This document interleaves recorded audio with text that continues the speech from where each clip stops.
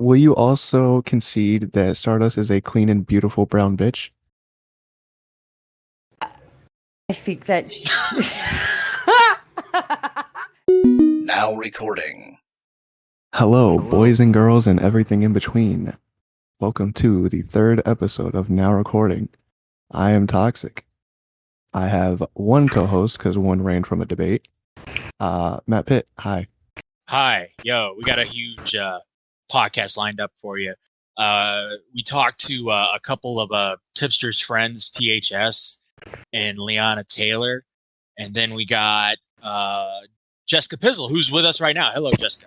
Hi. How are you guys Hi. doing? So, Jesska, you pretty good. You've had a very eventful week, wouldn't you say? Yes. Oh yes. Lots of learning this week. Education. What have you learned? That you can't call a brown girl brown.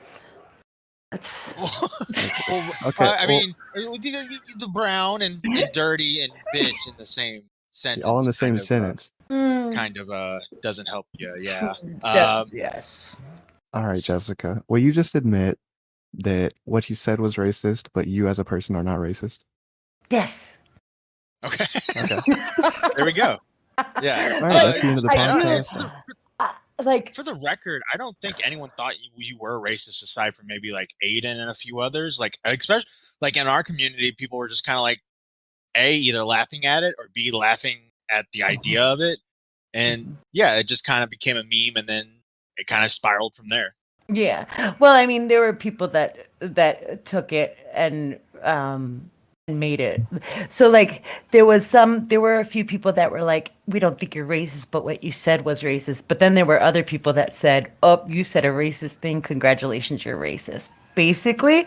Yeah. But I blocked a lot of them. I blocked pretty much all of them. Anyone that said Jessica's racist got blocked. And then it was like, in a way, it was like, what I don't know can't hurt me, you know, kind of situation. Right. Because I really have a really hard time not responding. Like that's something that I'm still learning. Because like sometimes I'll see it and then I won't respond right away, and I'm like, no, I'm not responding to that person. Like, pass, goodbye, 18 follower Andy, whatever. But then like I'll just get in a mood. Like I'll just be sitting outside, chilling, watching TikToks and whatnot, and I'll be like, you know what? Let me go back to that one, and I'll reread it, and then I'll respond to them, and then I'm like, well, shit. And then sometimes I'll respond and then delete. Like I actually on Doc's video, and I think on Tommy's, I don't remember. I know I responded to someone on on another video. I don't know if it was Doc's or not, but I know I responded on Doc's, and then I deleted it. And then I responded again like a few hours later with the same shit. Yeah. and then Doc responded to me, and then I deleted it. Like it's and you know, there's a good reason why I don't shit on Tipster for the things that he does, because I do it. I do it as well. I'm working on that, not responding. But the best way for me to not respond to someone is to block them, because once you block them or you mute a conversation, it gets removed from your notifications. So unless I remember who the fuck I blocked, I can't go back to it, because I barely remember who I blocked for what. So Isn't blocking someone in a way responding? Well, I mean, I guess so. I mean, but then they usually, if they do anything, the most that they can be like is, "Oh, she ran. Oh, she blocked me," but I'm not gonna see it, so it doesn't really matter. But that's the whole point of it for me is not seeing it. Like as long as I don't see it, and I can't, like, there's maybe let's see, like I actually blocked Stardust. Okay. Yeah, and I blocked Steffi a long time ago. But like there's like a handful of people that I blocked that I know that I remembered that I blocked and I know who the fuck they are. So like if they don't block me, I could easily go back to their page, but that's the thing that I don't do. Like I'm not going to go to their page. And there are times where it's like people will send me stuff and then and I ask them like I'll be like don't do that because once you show me I'm going to be able to go back to this. And then I'm going to get in a mood and I'm going to be bitchy or pissy in some whatever type of mood. And I'm going to take it out on the internet because that's like literally my outlet to take out whatever the fuck I want to say, however the fuck I want to do it. And like sometimes it puts me in deep water and then I feel some type of way about it for a little bit. And then sometimes it just really helps because like, but it only really helps when I'm right. Like just recently, I was going back and forth with Mudahar's girlfriend because I thought that the screenshot that she posted was her. And apparently it's not. It's AP. Oh gosh. and but then what's funny is like I asked her a question and I like directed to her, right? And everyone was responding, but everyone was responding as if they were responding for her, right? Nobody ever said it was AP. And then towards the end of it, I was like, you know what? I do have another question. Why the hell are you sending pictures of 16-year-olds to random YouTubers you never met? And she's like, it's not mine. I'm like, wait, what? And I'm like, wait, what? And everyone's like, it's AP. And I'm like, you know what? All these crazy tipster e-whores, I cannot. How do you guys keep track of these people? Because like AP and then is AP the same person as the 99 person or over 6,000 person? Like I don't fucking know. AP over 9K. Over 9K. Okay, so that's the girl that apparently has a 16-year-old pseudo stepdaughter or something. That's the girl who posted all the screenshots. That's the girl who posted all the screenshots today. Seriously thought it was like two separate people, both of them posting screenshots. So I thought AP was posting screenshots, and then the dough person, she didn't quote tweet anything. She posted a screenshot, and I thought it was these two people teaming up against Tipster separately, kind of thing. And so when everyone was like, "It's AP," and I'm like, "Wait, so is she AP?" And they're like, "No," and I'm like, "Oh my god, I don't understand how you guys keep track of these people." So what you're saying is you were out of the loop and you just kind of dived in. I really did. And then I don't remember who it was, but someone was like, "Well, I think it's messed up when you make someone a public spectacle." And I was like, "Well, let me clarify. Who the fuck are you saying? Tipster made someone a public spectacle?" Because we all know that I obviously need to clarify who the fuck you're talking about, because it must be my tism. Because I was like, "Wait, what?" And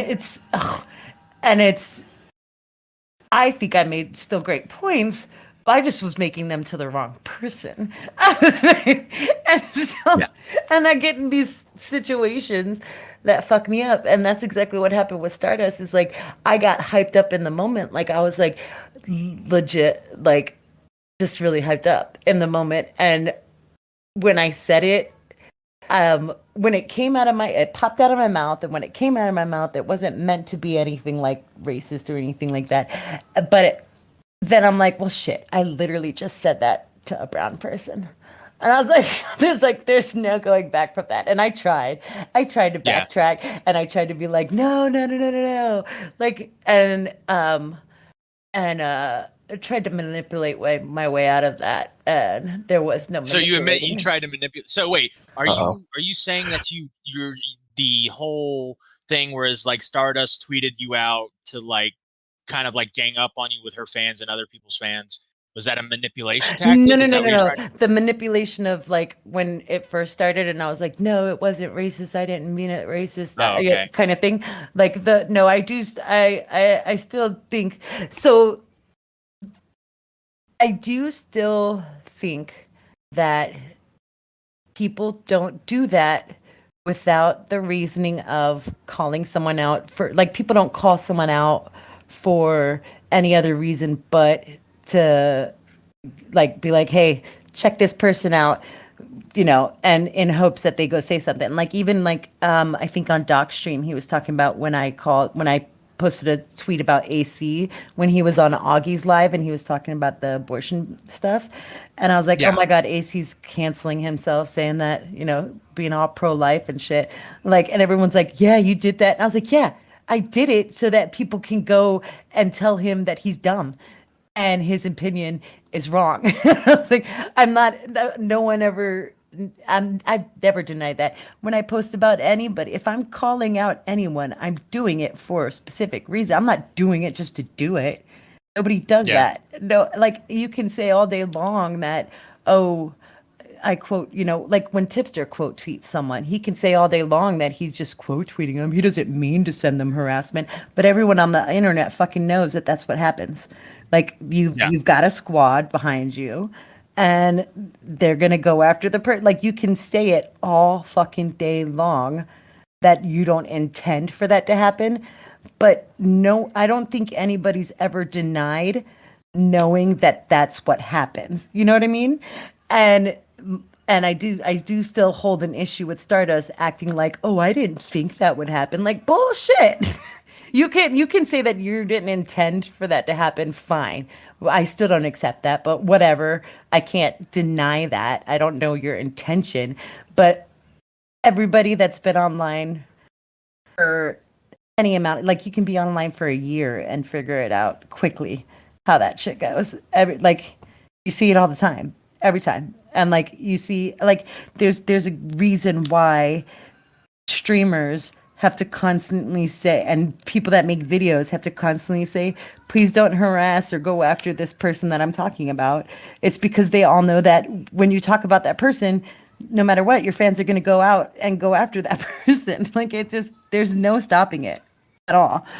And so I still hold down to the fact that she had to have known that was going to happen, especially since it happens to her. Because now I haven't actually done it yet, but eventually I might go back all the way back through Keffel's tweets to when she first started talking about Stardust. But I'm pretty confident when I go back to the very first time Keffel's or Merrick or anybody that goes after Stardust started going after Stardust, they weren't blatant about it in the first stages. So are you saying, where do you stand with Stardust now? No, I can't stand her. Okay. Yeah, I mean, so neither can Matt. Literally. Well, no, I have one. Like, I Stardust is very wonderful. And so are you, Jessica, and so is Toxic. So we're like, because you guys had a very genuine, okay conversation at the end there on that stage when I guess when Diva kind of. Diva, I had a genuine conversation with, but as soon as anybody that listens realizes that as soon as Stardust came back on, I was re-triggered, so. Well, no, it felt like you weren't interrupting, you weren't screaming, she wasn't interrupting, she wasn't screaming. You guys had a cordial conversation for, say, 20, 30 minutes. I mean, that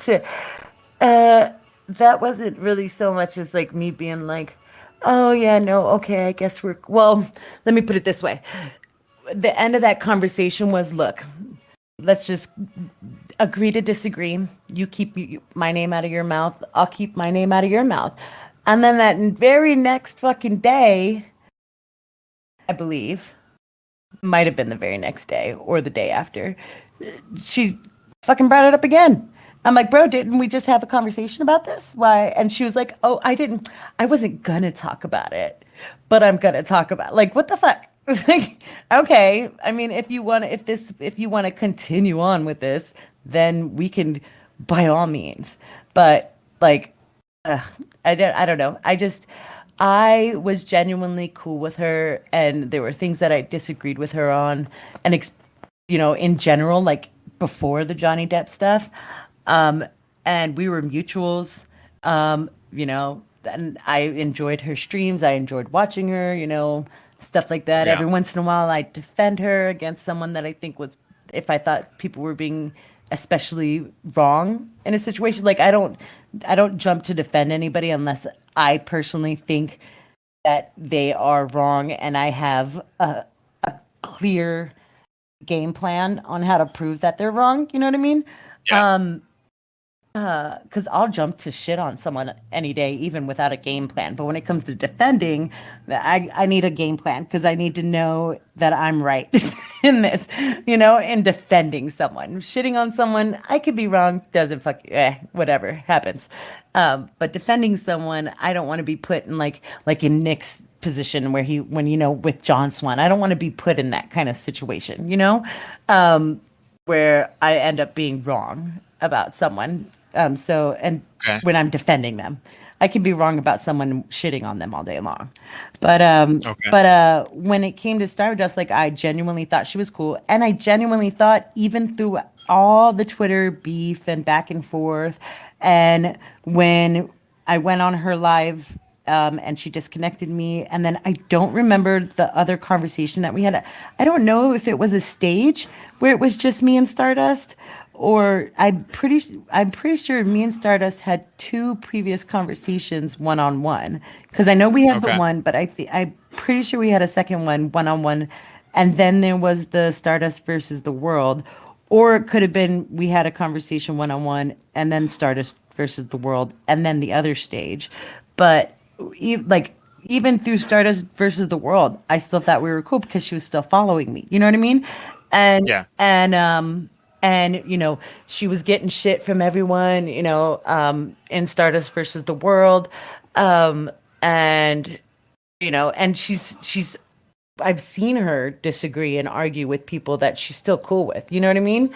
And everyone's seen me disagree and argue with people that I'm cool with. I mean, even Tipster, Tipster, me and Tipster, I piss him off, and I know I do. And one day he literally told me, he's like, you go too far. You piss me off too much to where I want to strangle your fucking neck. And I was like, I'll stop. I'll back off a little bit on you on that. But I'm like I've had these kind of arguments and beefs with people that I'm still very much cool with.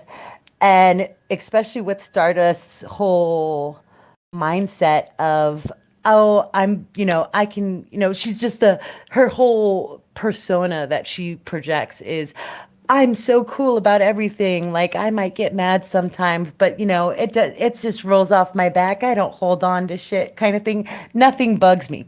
That's her whole persona. So like to me, I was like, cool. I mean, even when she was talking to Bunk, she was like, "Oh, I don't care that, about what Dingo said. I just think that you shouldn't have agreed with it because it doesn't look good for your, I don't know, politics or whatever."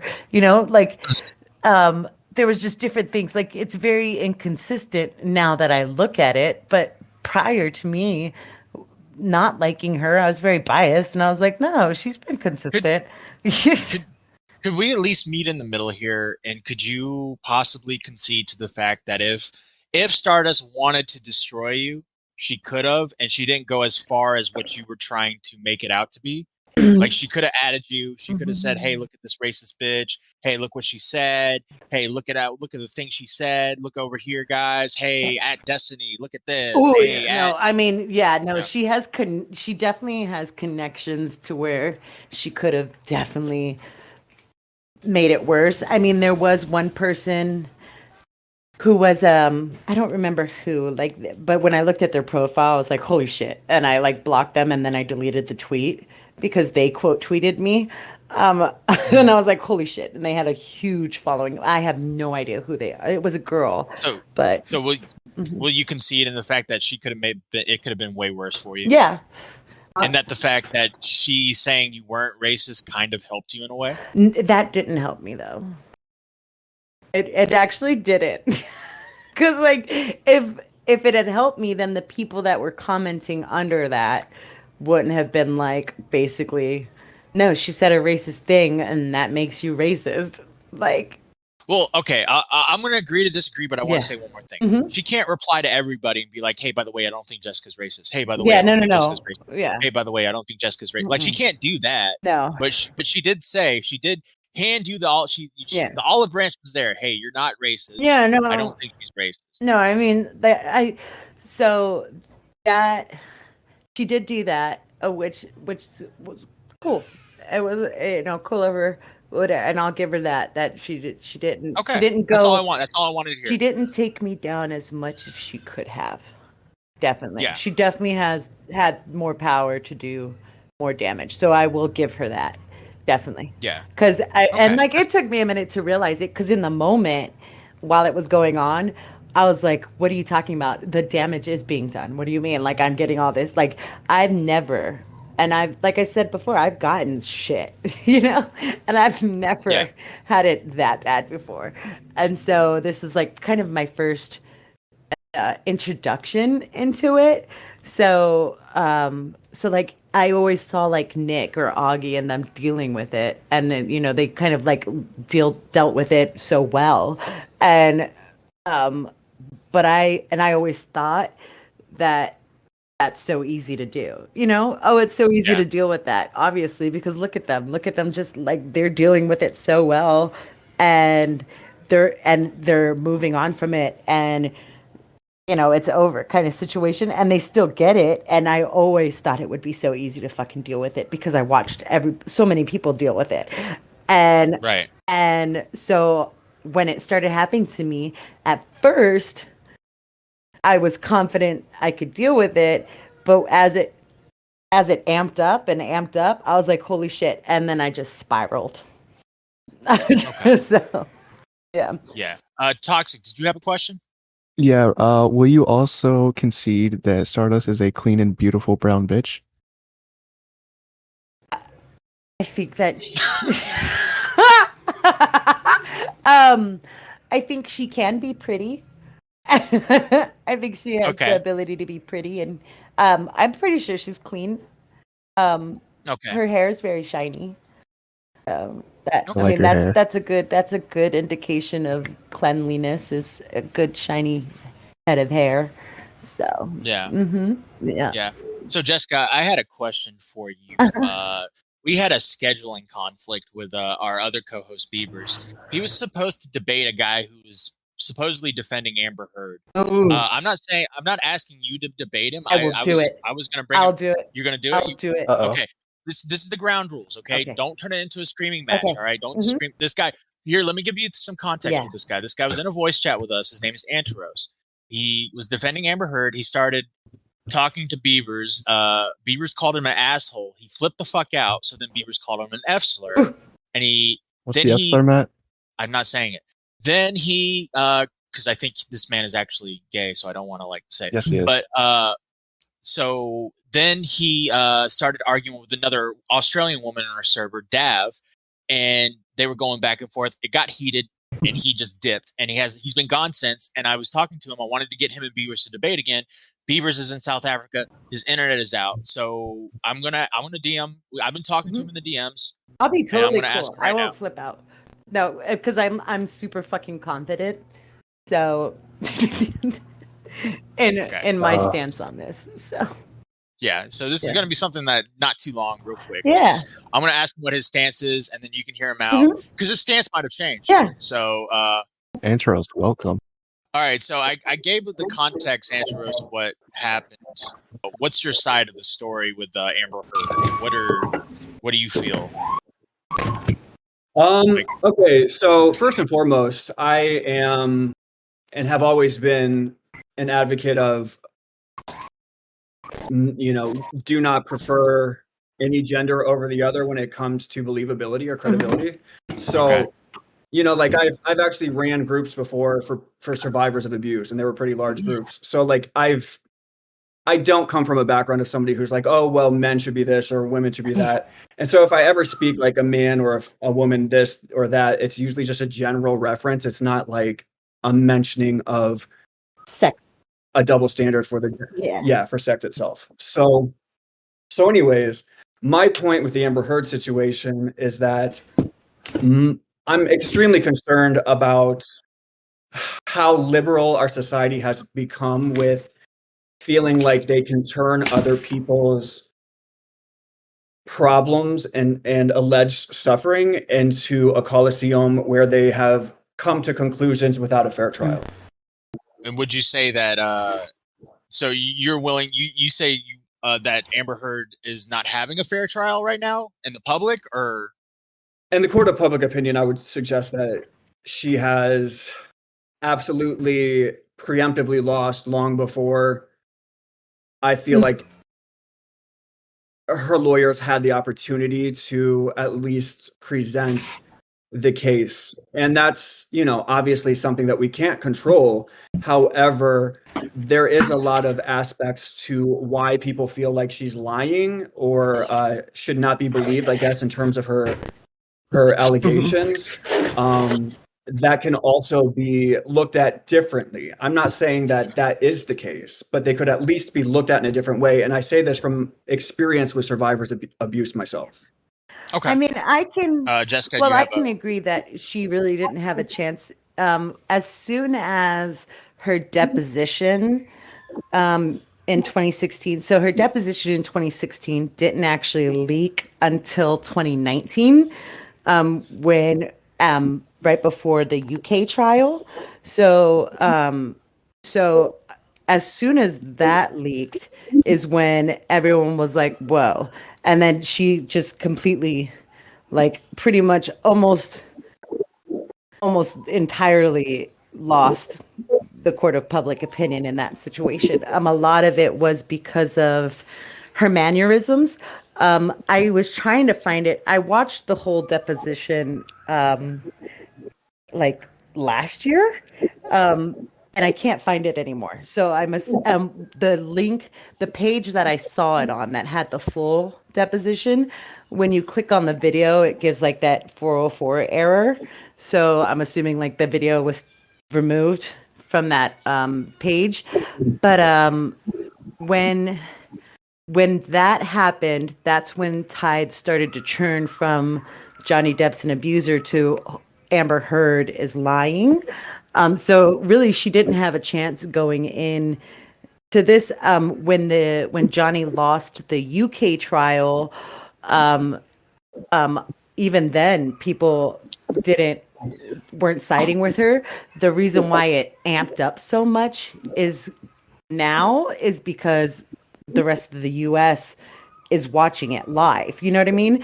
But in the like in 2019, when her deposition leaked, is when, and it wasn't just online. It was mainstream media talking about it. Like they would show clips of her, and they would talk about they would analyze what she was doing. Like one of the things I remember was whenever she got asked a certain question, she would pop like a chocolate or a cherry, whatever she was eating, in her mouth, and chew on it for a little bit.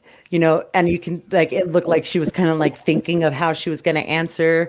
But of course, we've seen some of the deposition even in this trial. But you see, like, her smirking when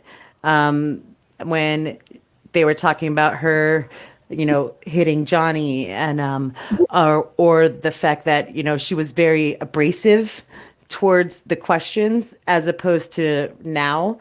And like, towards the public, because before she didn't realize that this was going to be out, and it wasn't actually supposed to be out. It got leaked. The depositions got leaked. They weren't supposed to be public. And I could agree that there's a good chance that Johnny's team actually leaked it. But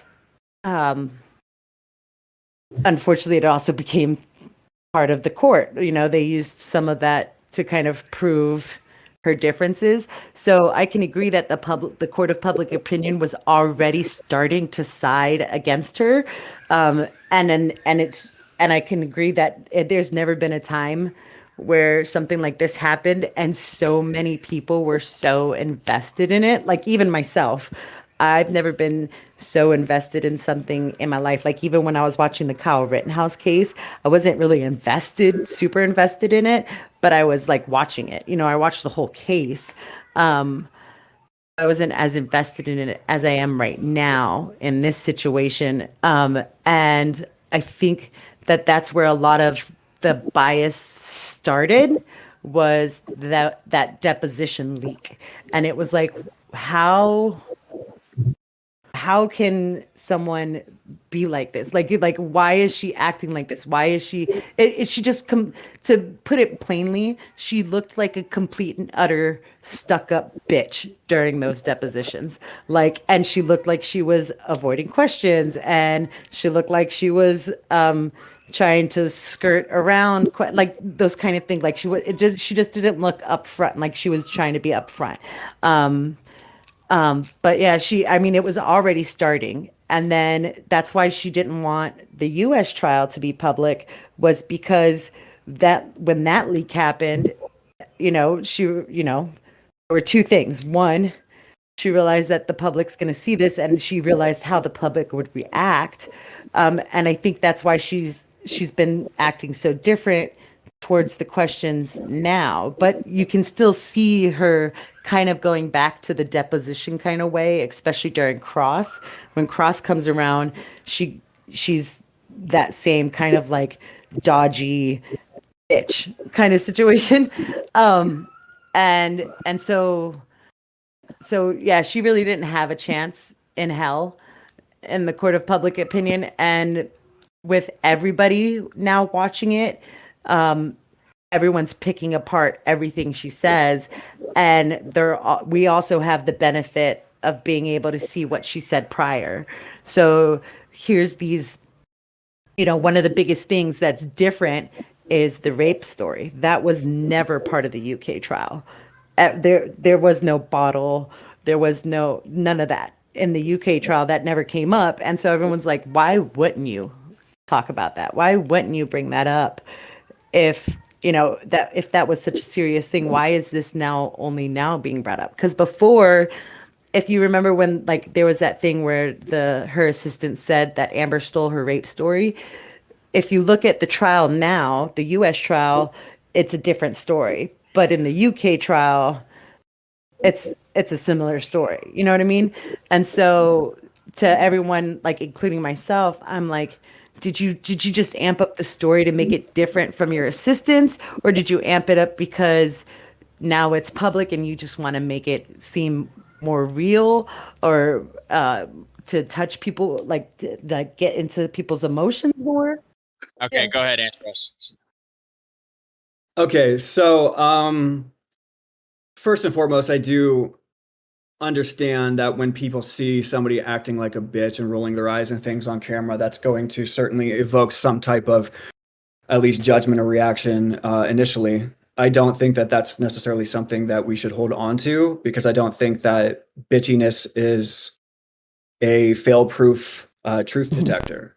So yeah, she could be acting bitchy, but she's also on trial. She doesn't want to be there. And if anything she's saying is true, then she's not going to be in the best of moods, especially with Johnny's lawyers. And he has, quote unquote, the best of the best. He really does.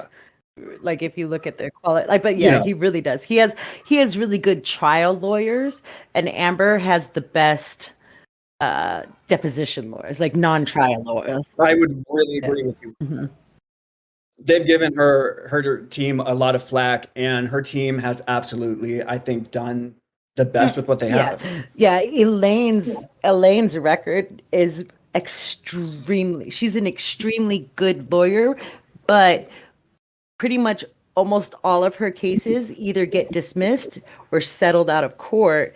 And she's very, very good at depositions, And I think that's what tripped her up in this trial, is because she was going back to her deposition thing. And in depositions, you can ask leading questions. Yeah. A lot of lawyers that are dealing with lawsuits and defamation cases, a lot of that gets done before a trial. Like there's usually a settlement. So that would make sense that she's not very experienced with trials, or maybe not as good as trials as she is in depositions. Depositions is where it's at with lawsuits. But Andros, do you have anything else with your point? Yeah. So in terms of her fabricating evidence, that's where things get a little sketchy. So obviously, once you begin doing that, you open yourself up to losing all credibility. But I would also say that fabricating evidence is not proof that it didn't happen either. And that's hard for a lot of people to stop and realize. Like, just because a victim feels pressured into fabricating evidence or playing it up in order to save their credibility, especially somebody such as a famous actress whose entire career and future is on the line if she's disbelieved, doesn't mean that some or any of it can happen. So, you know, and then we also witness similar situations, and I know it's not exactly the same thing, but there are situations when we're trying to trap pedophiles, right? So if you're trying to trap a pedophile, you might pretend to be an underage person. So like the act of deception in order to nail down what somebody considers to be a dangerous predator isn't necessarily something that society always disagrees with either. If Amber has insight into who this man truly is behind the scenes, and you know, and to be fair, Johnny Depp has not lived a very humble life. That does not mean he's a bad person, but this idea that he's just like this humble, sad person who was powerless against this little girl doesn't make a whole lot of sense to me, especially when he has entire armies of men that he employs. Like, he needs to get his stuff together. If he was being abused, especially at the age of 50, I would hope that he would have wisened up to not put himself in a situation where he has any type of evidence that could be used against him. So suppose he was the victim and he's being falsely accused, right? He's the age of 50. He's a drug addict, which in my opinion, I don't think anybody who has that severe of addiction should be getting married to anybody. But that's like, you know, obviously, you know, that's obviously up for other people's discretion and opinions. But I just don't think that when you're taking somebody else's life into your hands permanently, through a lifelong vow, that you should have severe problems of that magnitude. So, you know, he's incapacitated a lot. We know that he is. He admits to it.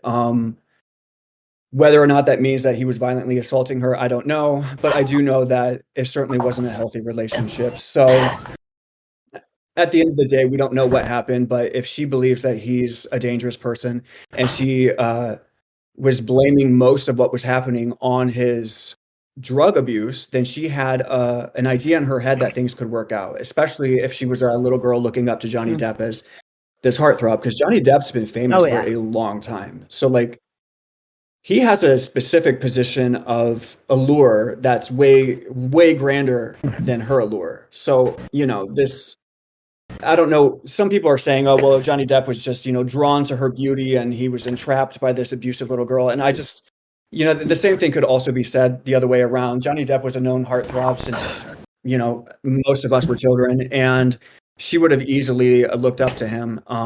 And when he's at the age of 50, he's got all this money. Her dad likes him. He's impressing her. He's impressing everybody. He has all this position to make her career go forward or break it.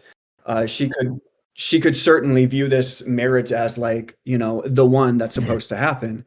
So like, if he's on drugs and most of this abuse is happening when he's on drugs, she could be covering up a lot of the physical abuse, especially if somebody happens to truly be narcissistic, even though you may not at 25 understand that you're dealing with this cluster B personality. You do know that you are in fact in a situation with somebody who places more importance over their possessions than they do over human beings. So one thing that you're not going to do is document the physical abuse as much as you would the wreckage to his own property if she's trying to appeal to his own emotions to get off the drugs. So just because she's not documenting her physical abuse doesn't mean that it didn't happen. That could very well be because she didn't want to endanger herself more. Sometimes if your abuser sees you documenting physical abuse, they will become even more enraged at you because they think you're planning a smear campaign against them. If you're documenting, oh, you know, you smashed some bottles and you broke the cupboards yesterday, they might laugh that off and be like, you know, maybe I'll drink a little less tomorrow. So it's not uncommon for victims to purposely avoid addressing the physical abuse.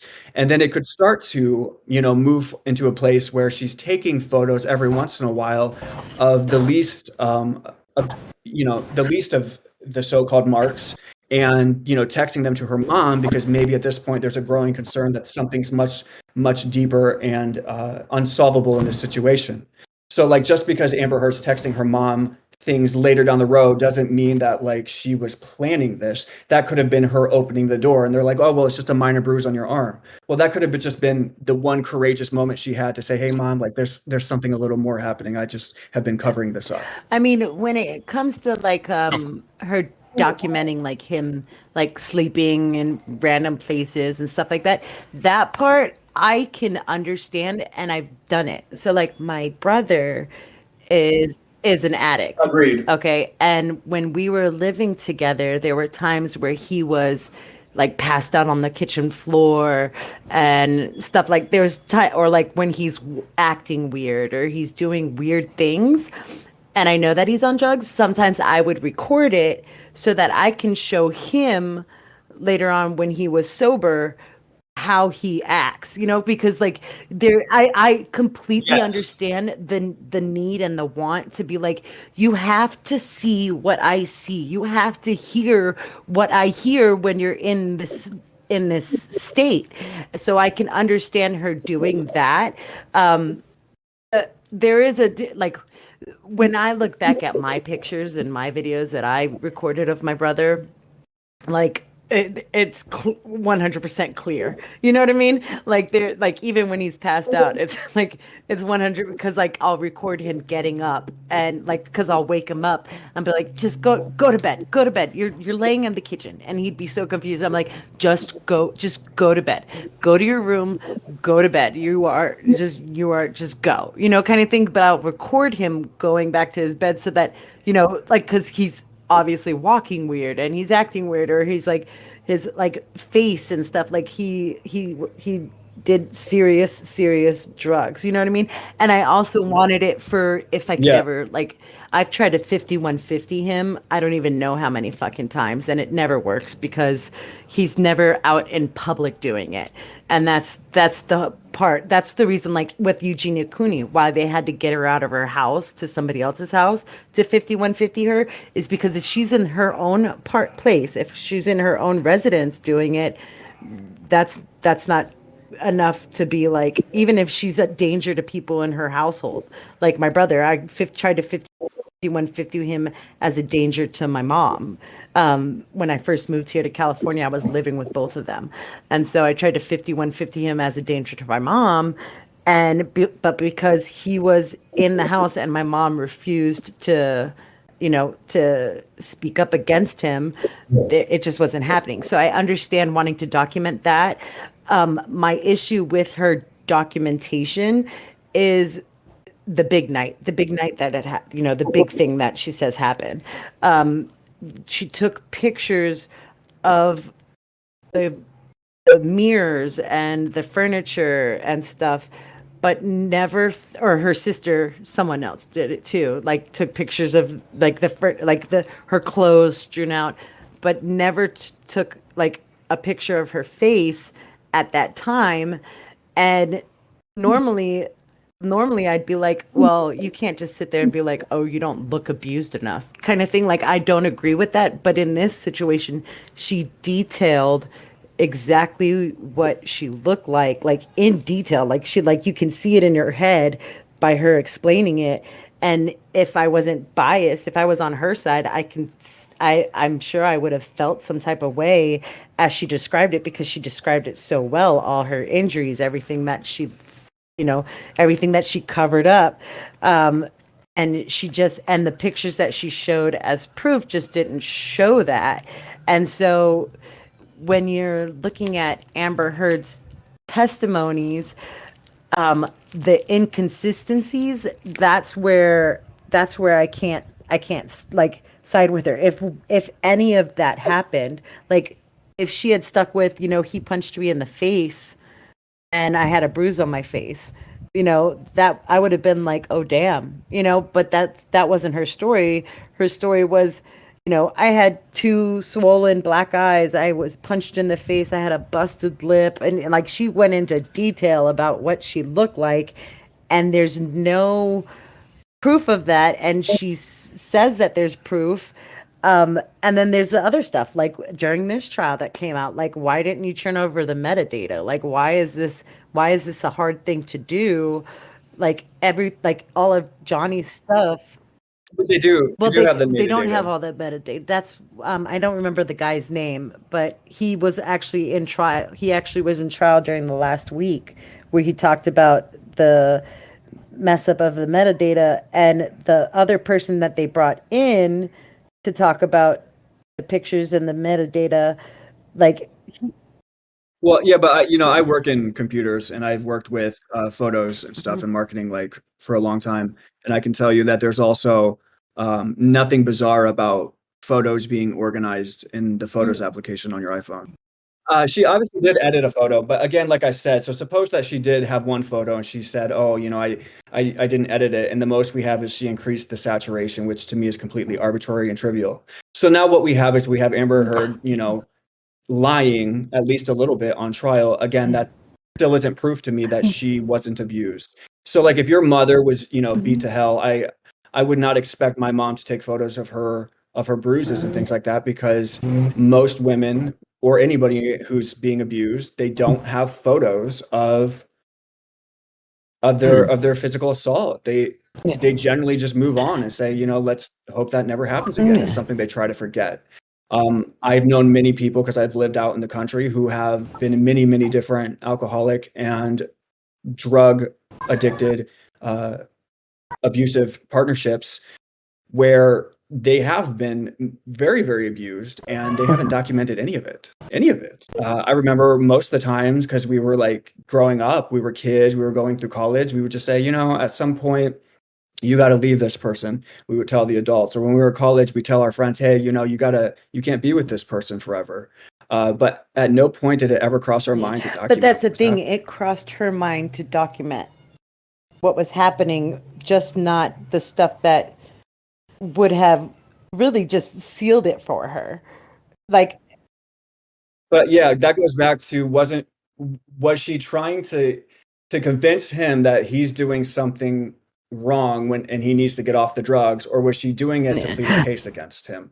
Like, we don't know why she was taking those photos in the first place. And according to the therapist and according to Johnny and Amber themselves, they said that they were documenting the relationship together so that they could. But towards the end of it, that's what I'm like, when it first started. Yeah. All right, just one thing, Jessica, finish your point, and then we're gonna go to like. So in the beginning of it, they both admitted they were recording for each other, like to kind of save the relationship, kind of show each other, this is what you're doing to me, kind of situation. But towards the end of it, like especially on that big night, that was the night that it was done. Like that's when she went and she filed the TRO. Everything, but prior to that night, the only thing that she documented was the damage he did to property. And this was the night before. This is when she called the police. This is the night before she went and did, filed the domestic violence restraining order.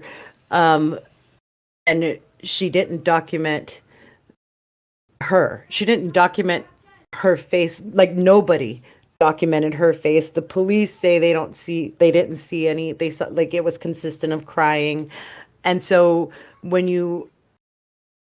did have photos of her bruised up before that, though. Bruised correct? up prior to. Well, the thing is that photo that you were talking about that was obviously edited, she claims those are two separate photos from two separate days. Well, we know that's a lie. It was definitely a lie. And that's like really the only, we have her in the courthouse with the little, it looks like a bruised pimple kind of situation on her cheek. That was when she went to the courthouse to file the domestic violence restraining order. And then there's the picture that, was saturated. And then there was another picture that wasn't submitted for evidence because it couldn't be verified. But that's the picture of like her, and she's got like a little cut on her lip, and she's holding up a note from Johnny. There's that picture that wasn't submitted, but it's and those were all in different situations. The only picture from that night is the one where she's at the courthouse, and she says she doesn't have makeup on, but she also doesn't have bruises on her eyes. and she doesn't, you don't see a busted lip, you just see the little thing on her cheek. And so there was a photo with bruises on her eyes and a busted lip, though. I don't know if it's from the same incident. So, going back to my original point, just so we can wrap this up, you guys can get on. I would say that, again, just because she felt like she had to lie maybe toward the end in order to prove something that she knows that happened, but she didn't have proof of, doesn't mean it didn't happen, or that he wasn't doing at least some of these things. Like, there kind of are no rules in war, and even though I personally would never lie, I've taken a vow of honesty, like it's against my religion. You just don't lie. And it also, again, it destroys your credibility. However, if your mother, I think the question you have to ask yourself is, imagine your mother was with somebody who, especially a powerful millionaire, like a public figure like Johnny Depp, and she was with him, and he was doing these things when he was inebriated, especially behind the scenes. Would you blame her for fabricating a little bit of evidence in order to prove something that you knew to be true? If it was your own mother, you probably would be like, yeah, well, just get that fucking dude. I don't care. Even I can't stop you from doing it. Like, you're not going to hold her to the same level of hatred we're holding Amber Heard. Yeah, I mean that. Now, it hasn't really happened with my mom, but there has been a situation where someone close to me was being abused. But what in that situation, like personally in that situation, for me personally, when I suspected it and she was denying it, I made steps. I mean, I made shady steps to document it. And what I did was I set up a camera in her house, and I told her about it 2 weeks later. And then when we waited for him to be gone, and then we went to the house, and I grabbed the camera, and I loaded up the videos, and we watched it together. And I think her seeing it kind of made her realize, like, seeing it from like outside, like she said it was like an outer body experience. Like, she didn't realize just how bad it was until we watched it together.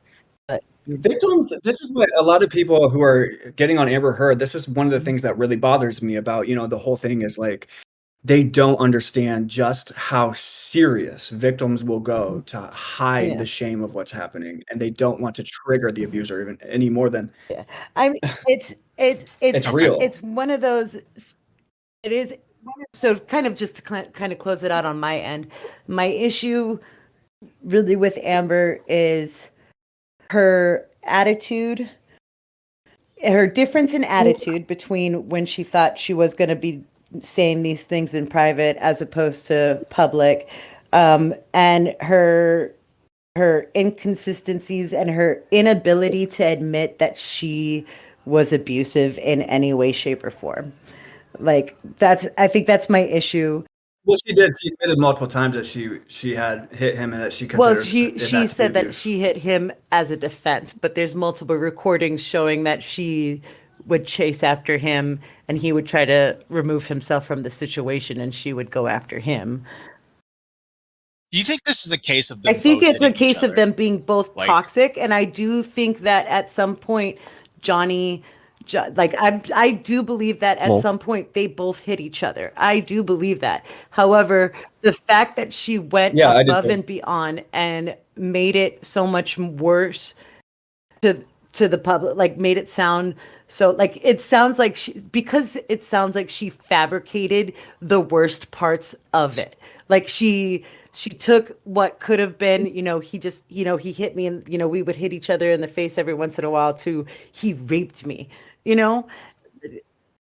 So, what you're saying, Jesska, is like, hell hath no fury like a woman scorned. Yeah, you know what? If we're gonna make this public, I'm gonna make it look so much worse than it is, and this is gonna be your fault. And now everyone's gonna think that you're a rapist because you just had to make this public, didn't you? That's what I think it is, and that's my issue with Amber. Is had she stuck with, we were both mutually abusive to each other, in the sense that we pushed each other every once in a while, or or like we would get into physical fights with each other. Fine, but that's not her story. Her story is I was always defending myself. I was always on the defense. It was always him. He came after me and I had to defend myself. Though she even said I finally got one time I finally got a good clock. I finally landed a hit, and the only time she admits to landing a hit on him was the staircase incident. Okay. Yeah. All right. So I just wanted to ask, while we in this debate real quick, I want to ask one question to both parties. What do you think the ruling will be? Not what you want the ruling to be. What do you think the ruling will be? Go ahead, Antros. Oh my gosh. I have no idea. I mean, I can't tell you. I don't believe in making up uneducated guesses. There's no way. I mean, I'll make an uneducated guess. I think the ruling will be for Amber Heard. I don't think Johnny Depp is going to win any money in this case. I mean, that's it should be that way. A defamation case is extremely hard to win. Well, that's what I think. This is all about the court of public opinion, and I don't think the case itself is as important as we think. But that's the thing. I kind of agree. I don't think that she will win either. I don't think either of them will win, and I think the reason why Johnny won't win is because one of the jury instructions is if you agree that there was any type of abuse at all, then you side with Amber. And the fact of the matter is they have both already admitted in court that they were both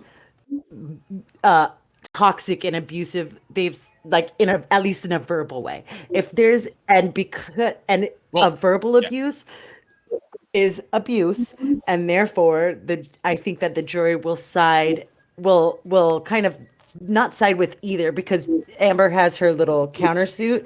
I don't think they'll side with her because you can't. It's the same reason why Johnny lost the Sun case. You can't pin what somebody else said on somebody, like you can't pin what the Sun said on Amber, so you can't pin what Johnny's lawyer said on Johnny, kind of situation. Yeah. Well, I'm just the reason why I'm saying Amber Heard's going to win is because isn't that if Amber Heard doesn't have to pay Johnny Depp any money, that means she won the case, no, right? because they both have countersuits. So yeah, so if they can both lose. They can both not get anything. Like Johnny, I don't think did this to win anyway. I think he did. The reason why they fought so hard to make this public is so that what's happening to Amber can happen to Amber, and what's happening to him can happen to him. I think it was purely to get his story out. And I'll be surprised if the jury sides with Johnny.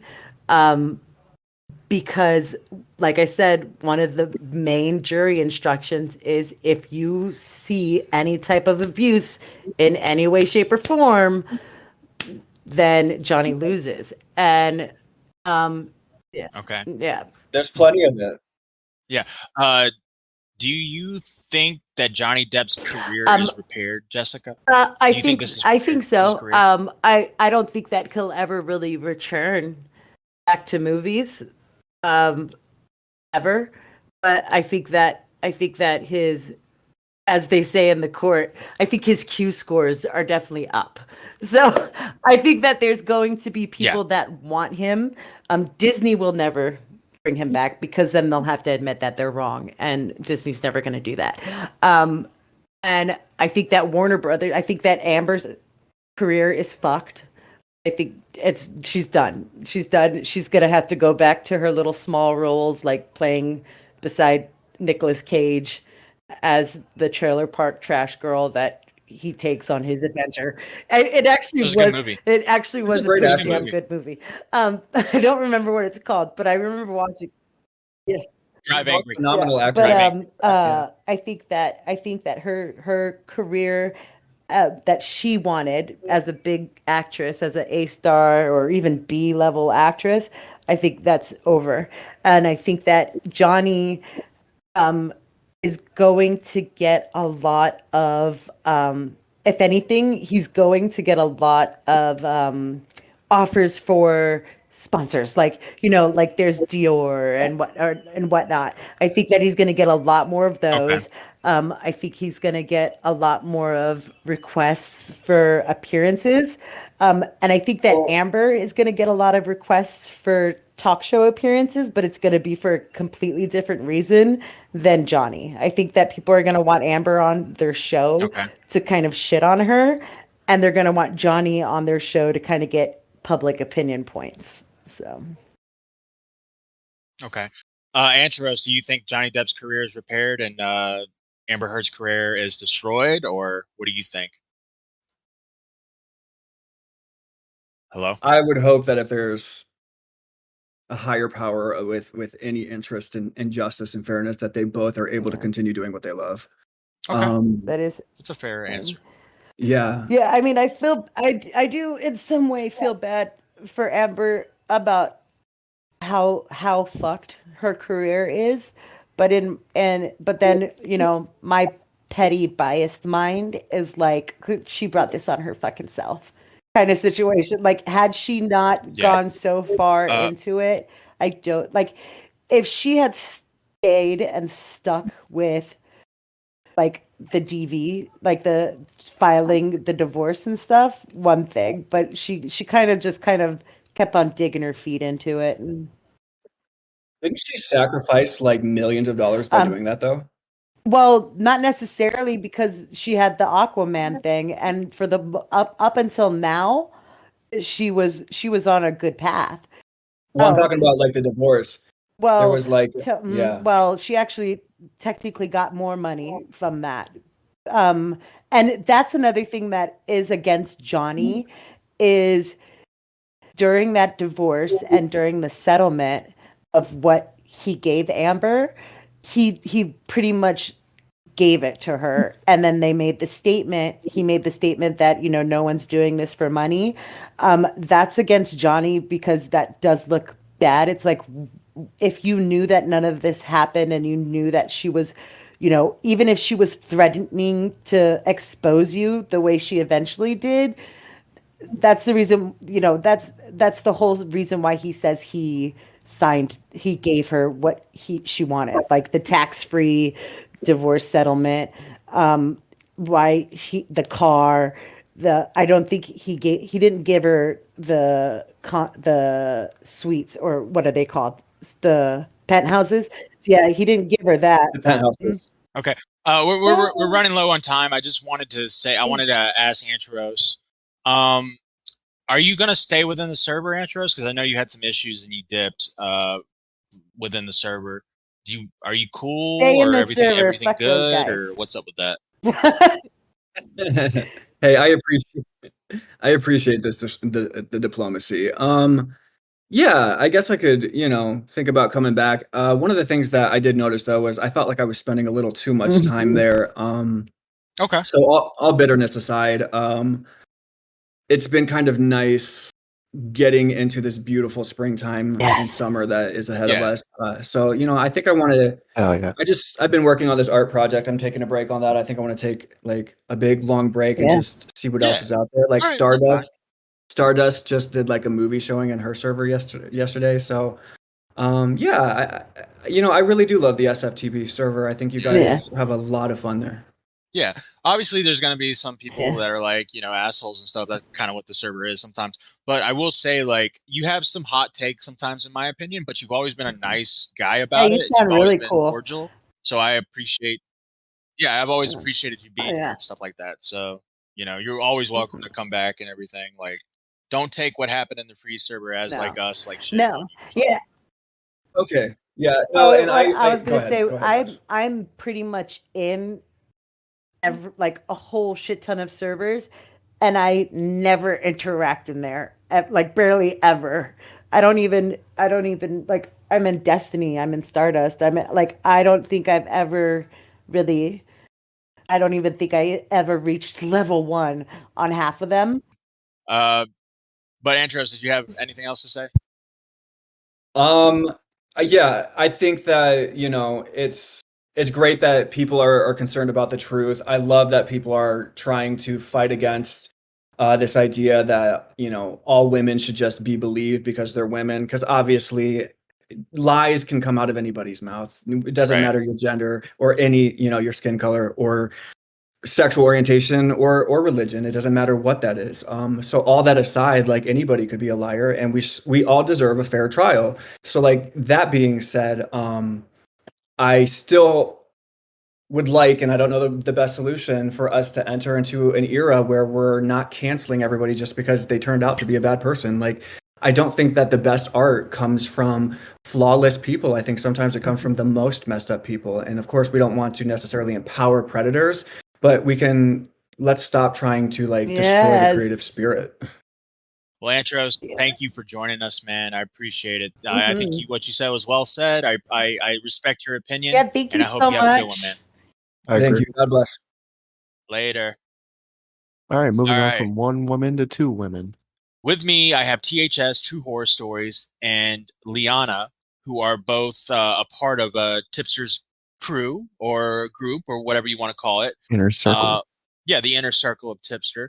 You guys have been dealing with a lot of weird Discord drama that's been kind of following Tipster around a bit with this guy named, is it Glitch or Glisp? He goes by Glisp? Yeah, he goes by Glisp on Twitter and in, it looks like, Triton's Discord. Lord Triton's Discord. I've got all the inboxes I'm screenshotting for you right now. But in Tipster's Discord, he was known as Glitch. Right. Okay. And so what was his deal? What was the issue with this guy?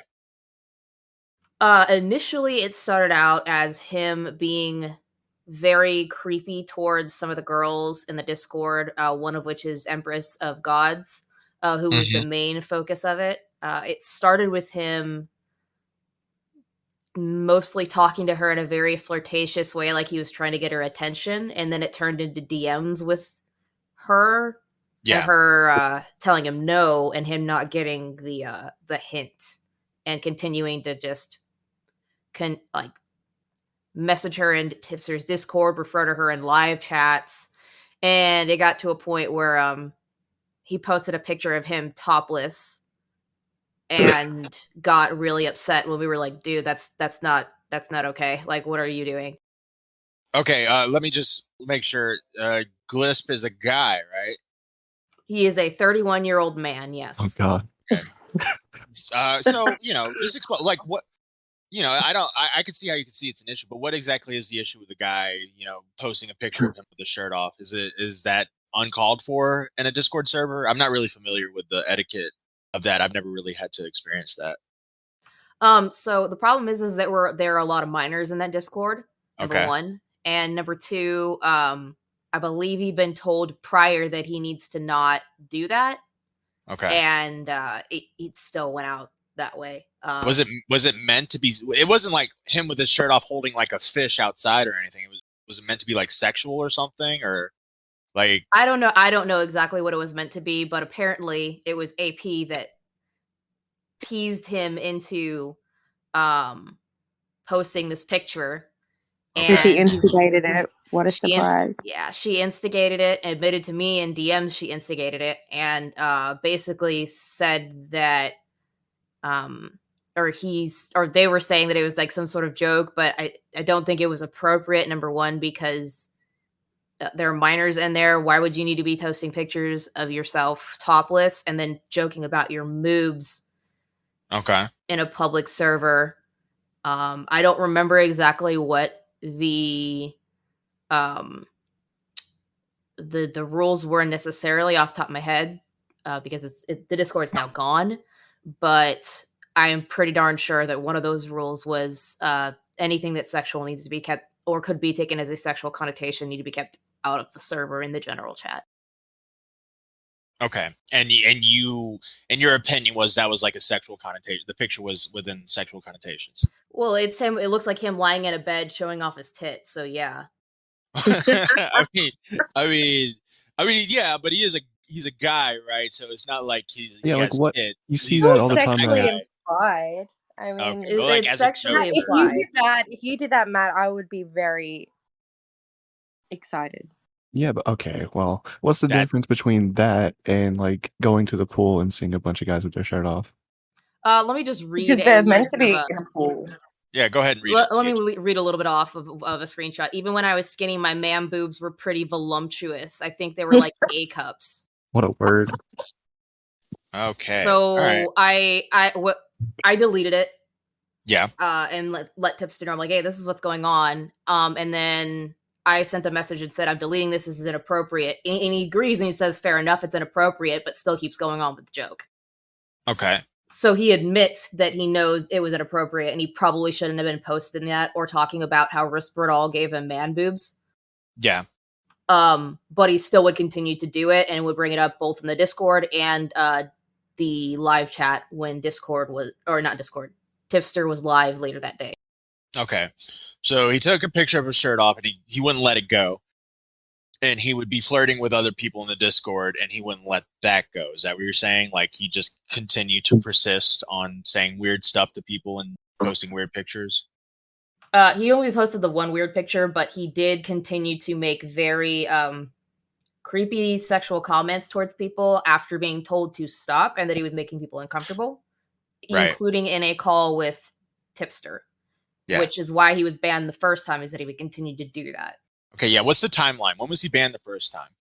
First time he was banned, I believe this started on the 2nd of March. He was banned the first time on the 25th of March, and then he was banned again in April, and that's when he was fully banned and all this stuff started to go down. Like when he was banned the first time, was it a timeout or was he just like it was a like did he get to come back or did Tipster just change his mind? He talked to Tipster personally, from what I understand, and Tipster let him back in, but initially it was a full-blown ban. Okay. And then he persisted on doing stuff, and within 2 weeks span, he was banned again? Yeah, pretty much. Okay. It was I believe it was the 13th is when he was kicked out again. Yeah. 13th of April. Right. This guy gets banned after saying weird stuff to people and posting a picture, and he comes back after talking to Tipster, and then he gets banned again. And does this start an uproar within the server? Are there people revolting because this guy's banned? Like, what happened there? What was the issue? There were a couple. There was one person that was really pissed off about the situation, named Maury, who popped into the free server, I believe, last night and was talking in there. One of his friends and one of Triton's friends. They came in asking why he was banned. We were told not to say anything because it was a rule not to say why somebody was banned. If they had a problem, they need to talk to Tipster and to talk to Glitch. Glitch already knew what the situation was. There wasn't a big uproar. A lot of people agreed because they kind of agreed he was weird. And he'd admitted many, many times that he was creepy and weird and knew he was wrong, but would continue to do it. We didn't get any uproar or any kickback until after the fallout with Lord Triton and Tipster and the group. So explain the Lord Triton lore. Lord Triton was a former mod, and he left the mod group and left the side with Tipster, in my opinion, because Tipster stopped doing the commentary stuff and he didn't like that. Okay. But he uses a bunch of excuses like, he tried to paywall his Discord, even though he knew that the paywall was because there was a lot of raids with people posting like porn in and it was only a photo paywall, wasn't it? It wasn't a full paywall. People could still go in there. It ended up being only a photo paywall. He didn't end up completely paywalling Discord. He also uses which Glitch was involved with, a screenshot of a joke made by Nico and Tomato Man, mostly Nico. Tomato Man was just there, where this Maury girl made a comment about taking a lot of medication. I don't remember exactly what it was, but Nico made a joke about, I hope you overdose, which, fair enough, that's fucked, but nobody brought that to anybody's attention until after Glitch was kicked out, and Glitch was the one that gave that screenshot to Triton, which had Triton get in a fight with Tipster. Okay. And from what I understand and from what I know, there was a call between Tipster, Kitten, and Triton where they tried to talk all this out. And even though Triton had backed out and basically backpedaled or backtracked everything he'd said, he still continued to double down with it at the end of the call and then kept going on his little tirade that he's been on for the last few months now. I actually heard that call, and it was Triton had nothing. Like, Tipster was being very, very like laid back with him and just trying to explain to him his side and why he left. And Triton just kept doubling down and just saying, "Oh, we did this, you did that," and kept repeating his arguments to the point where they just had to end the phone call because he just kept going around in circles. Okay. So I got a little background on Triton. He's a minor. He's like 17, right? Correct. Yeah. 17. Which I was kind of confused on why he was modded. Why would Tipster mod a minor? I can answer that question. Well, yeah, go ahead. Tipster did not know he was underage at the time he was modded. He was actually suggested by Irish Badass when Irish Badass was a mod to replace a different mod. Yeah. And he didn't find out until afterwards. And from what I understand, he left him as a mod because Triton was doing well as a mod. He was fair in the server. He didn't have any problems with anybody at the time, as far as I was aware of, until all this started up. So he was, even though he was a minor, he was left as a mod because of his behavior and how he carried himself as a mod. Right. Okay. So at what point, so he leaves the server, and at what point does he start taking Glitch's side where he's like, what you did to Glitch was wrong? When did they start teaming up? They started teaming up after he turned on Tipster completely and made the first video on him. As far as I'm aware, he's made 2. I've only seen the first one. I didn't care to see the second one because that came out after I went on a Twitter break. Right. So they're teaming up together. They go. I guess they're going into a server together and plan stuff, or is there gay ops going on? Like, what's up with that? There's a lot of gay ops going on. It started as just being in their public server, them talking in the general chats and whatnot. Mind you, I've never asked for any of the screenshots that have been sent to me. They've all been sent to me of somebody else's own accord. Okay. And I've been sent screenshots periodically over the last couple of weeks of them talking about going after Tipster and all the shit that's been going on, and screenshots of them tweeting at Tipster to try and go at him. It really kicked up after AP and Tipster had a falling out a couple weeks ago. And then when they found out that stuff was being leaked from their server, they made a particular privated little section in the Discord server called Tipster's Information. Okay. I also am aware of them apparently getting another person's docs and Triton threatening that person in DMs to dox them because they misconstrued something that was said in DMs previously. Okay. Now, there's other stuff going on with other people in your server or something where someone was trying to catfish Glitch. Is that true? I was made aware of somebody trying to catfish Glitch a couple of days ago. The same person they are is being threatened with a dox. Yeah, I was not aware of that until a couple days ago. And although it is kind of funny because I knew that's hilarious. A behavior of Glitch's where he will, if he finds out there's a woman in the server and he's allowed to DM them, he's going to try and flirt. It's what he does. It's a pattern that I've noticed, and Liana can attest to that because she's had the same thing. Yeah. So it's kind of funny, but in the same token, I have no involvement in that. I don't agree with it, but it is really funny how easy it is to get him to do that. And for the record, we attempted to get Glitch and Triton on this podcast to talk with you and Kitten Fantastic, or you and Liana, and they denied, or they refused. I wasn't particularly interested in talking to Triton because I feel like he's just a minor. He's a dumb minor who just like he's just being dumb, you know. But I would have liked to have talked to Glitch and heard his side of the story. But they denied. They denied our invitation. And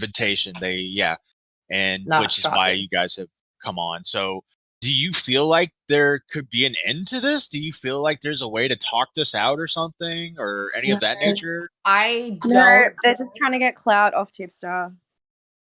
I could agree with, they're trying to get clout off of Tipster, number one. And number two, I don't think until their behavior is called out that they're going to stop, because I've left them alone for, I don't know, 3+ weeks at this point. This is the first time Triton made another video. Triton made another video 2 weeks ago too. I haven't seen it, but I haven't been involved with anything that has to do with him publicly.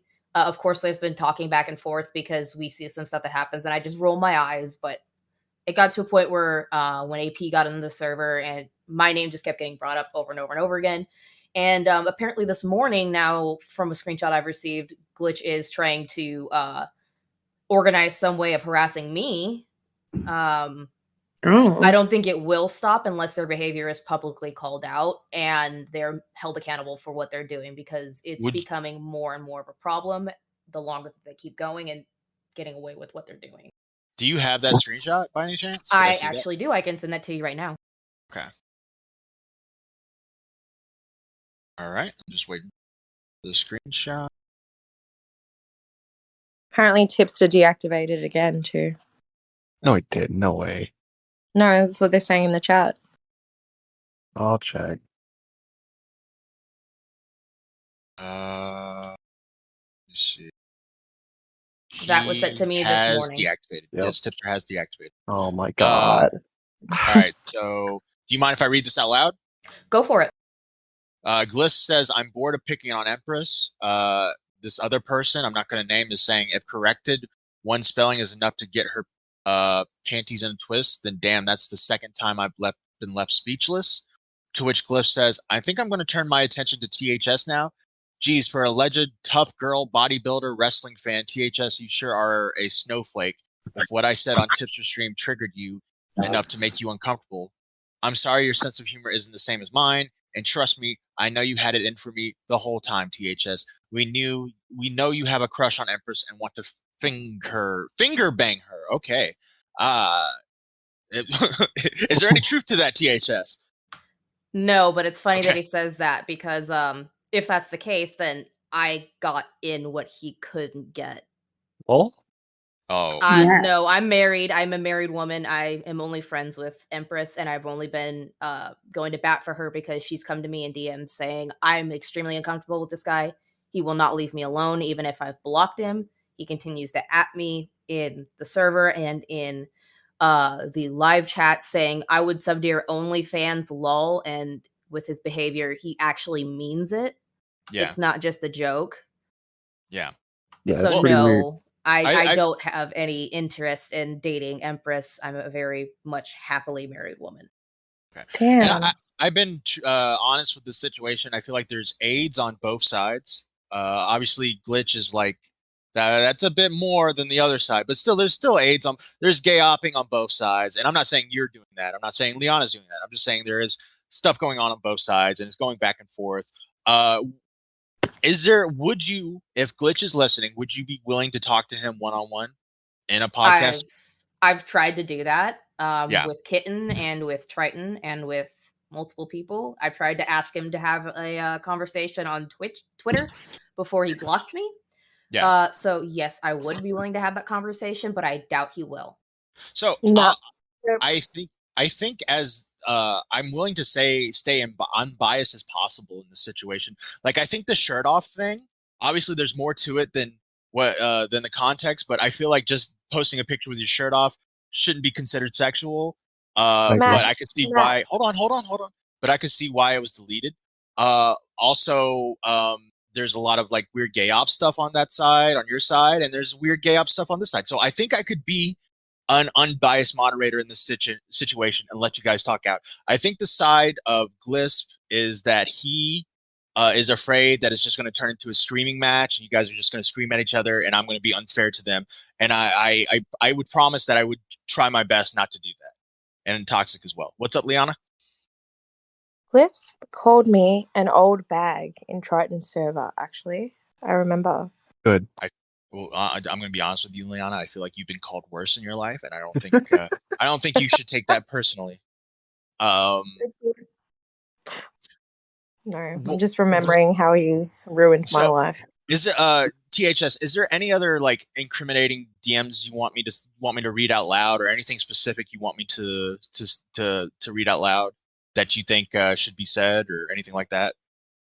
There's plenty, but there's not anything like specific that's because it's basically what it is. It's a case of all of the evidence together is the most damning. Yeah. Well, is there one particular, like maybe like a DM with Empress or something you would like me to like just to give more context to the situation, or? Sure, I can give you the DMs that they have. Yeah, I'll just read a little bit just to give like a little bit of context of what you guys are talking about. I want to be as fair as possible. You called me an old bag. I think good.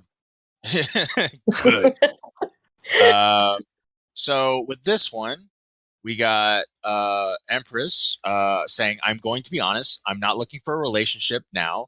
There's way too much going on right now in my life, and I also can't keep up with the whole dating thing." To which Glyph says, "Oh no, I understand. I'm fine being just friends for now. If you are, I have to warn you though. I am a big flirt. Hope you are okay with that." And Glyph says, "I will try not to get creepy on you or anything like that with the flirting, but if I ever cross the line, please let me know." And Empress says, "Honestly, not really. I don't know if I'm really at a place to talk on a new friendship." And then the second one is I'm just Glyph it's meh, just talk to me when you feel like it. I'm a pretty patient guy. I'm not expecting you to drop what you are doing to talk with me, lol. When you have been rejected by women as much as I have, you kind of develop patience with women. Weird thing to say, I know, lol. Always, anyway, enjoy your day. I will be around whenever you feel like talking. And then a few minutes later, he says, "If I don't respond, I'm either playing a game or asleep." Okay, good. So yeah, so he was just kind of like continuously trying to like flirt with her and stuff. And then it seems like with this DM that he got the hint, but did he keep coming? Like, did he keep saying stuff, or was he like saying stuff to her in like the Discord chat, stuff like that? That's not long after that conversation. This is on the 11th of March. Gotcha.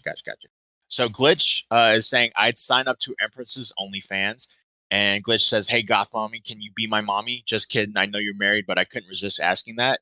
To which you say, "Hey, you're doing it again. You're being a creep. And if you need to stop, Stop making jokes. Stop pretending you're trying to be funny. Stop." And he says, "THS, why does it bother you so much?" And you say, "You've been told to stop. You apologized in Tipster server. You promised you would stop. You have failed at all of that." And this is 7 days after the conversation with Tipster and the infamous line, "Hey, ladies in chat, I want to apologize for my behavior recently. I've been getting carried away and I'm sorry if I made you uncomfortable. Yeah. If you're one of them, sorry." Yeah. Well, and I'm not trying to make any excuses for this guy, but is it possible that he has something wrong with him where he just can't take a hint, the social cue, he hides behind having objective post-personality disorder and autism, but if you've been told by multiple people multiple times that your behavior is not okay on multiple occasions, I think it's a you problem, and you just don't want to listen, period. It's not a matter it's not a matter of his issues being the problem, it's a matter of him being the problem. So and also, it's more like he just can't accept the ban, and now he's teaming up with that Triton guy, and they're trying to like find information out on Tipster. And from the screenshot you told me, trying to find stuff on you. So I think that's not a good thing. I don't see any of you guys being the aggressors in that situation. I only saw evidence of one person being weird on your side. So again, and you had nothing. Yeah, and you didn't know about it. Liana didn't know about it. Any of you guys didn't know about it until later. So I feel like at some point this has to just stop. Just accept the ban. I agree. And accept the ban. The server's gone. Like this happened in the Tipster server, right? The original Tipster server. Correct. Yeah. What I think is his problem is that he just can't handle the fact that he did get rejected. I think he did have a thing for Empress.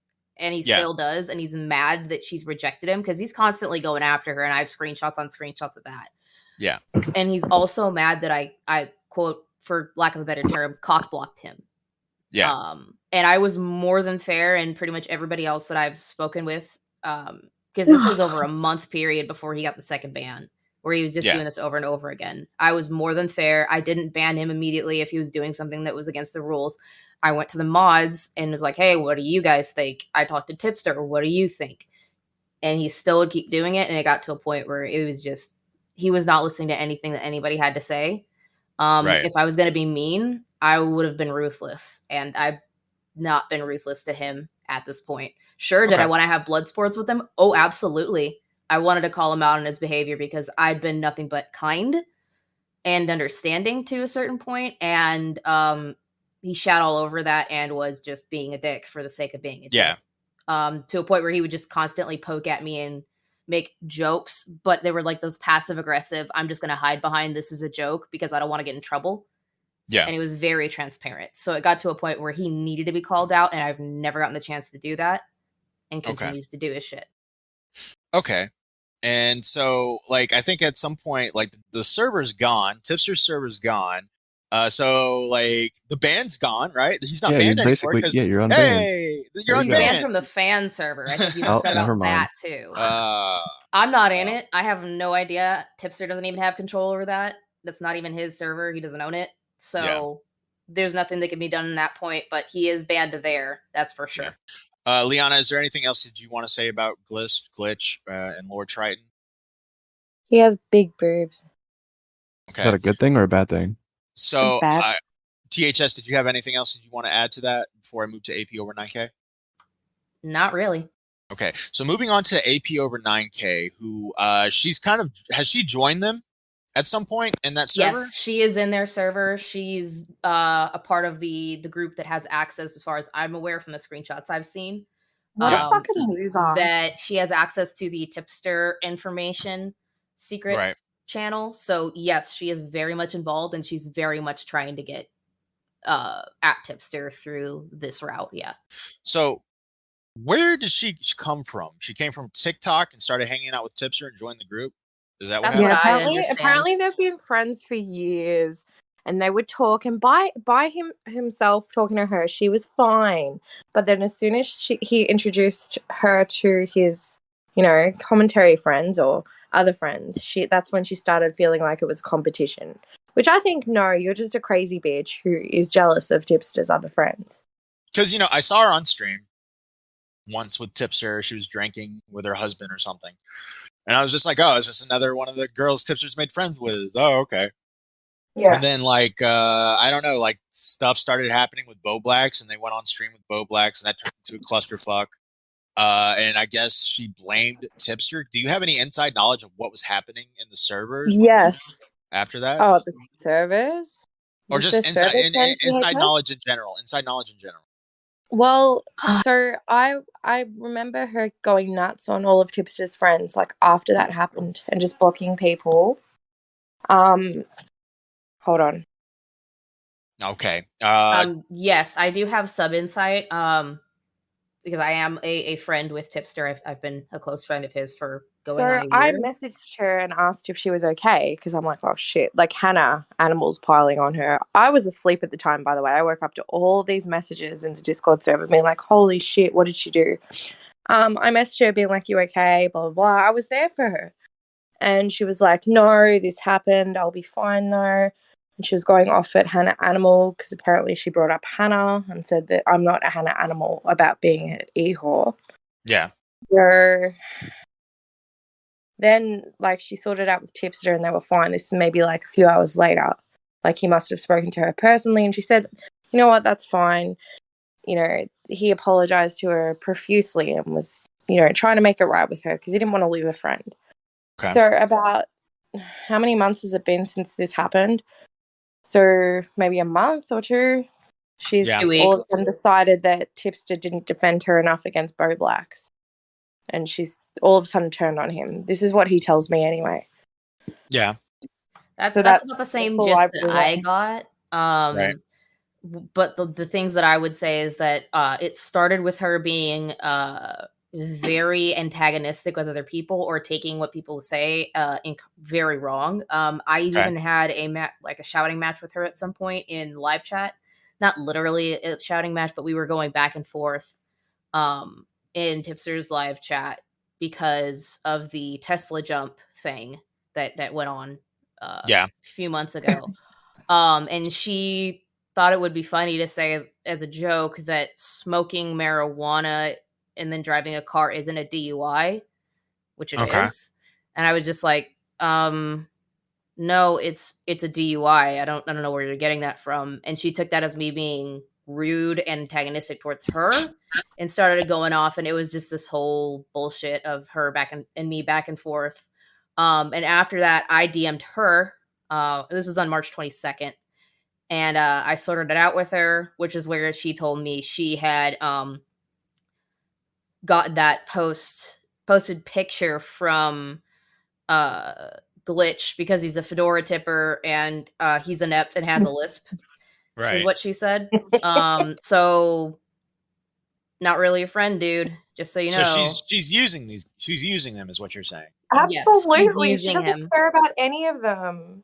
Right. No. And she was very antagonistic with several friends. It is of my belief, from what I know, that she's part of the reason why another server that Tipster made, a friend server that some people were in, I think you were in it as well, Matt, at some point, was deleted because of her and her getting into gripes with Liana and Boblax and some other people in that server. Yeah, I believe it was deleted in the middle of the debate with Boblax. It was, because Tipster was like, no, that's not okay. This needs to stop.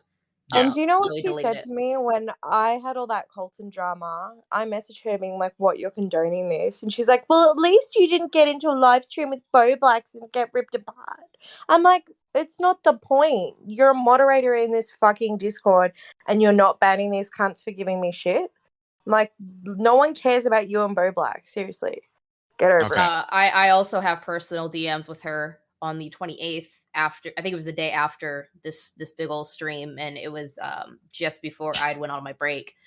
I sent her a message and said, girl, what you're doing all over Twitter ain't it. I get you care about Tipster. I do too. But how you went about it is exactly the way to make a situation worse. Please don't be doing all that. There was absolutely no need. And her response before she blocked me was, hey, it's all good. I'll never defend another one of y'all. Everything is a fucking game with y'all. Okay. Oh my God. Gotcha. So she's very petty. Was there, I believe Tomato Man said that, instantly he saw red flags with her. Did you guys see red flags instantly with this girl, or did it take a little while? Yep. I can't remember why, but I definitely did. Oh, I'm sorry. I can't remember. There was an incident in the server that she just went at me for no reason. Oh, something about the members in the chat. Oh, Taraf. You know Taraf that's in our group? That's in he was talking about Lolly and he kept going on and on and on about it. And I said it to the mods, what's the point of this fan server? It's filled with spokes talking about Lolly. And she got on me and she's like, oh, why are you calling everyone spokes? I'm like, well, this kid will not stop talking about Lolly in the server. He needs to be banned. It's annoying. So then she decides once she got into an argument with him, he does need to be banned, actually. So she couldn't take my word for it, but she, once she experiences it, that's when she changes her mind. That's her problem. THS, did you have any instant, red flags or anything like that? I warned Tipster when I told him that we had that confrontation that was supposedly squashed over in DMs.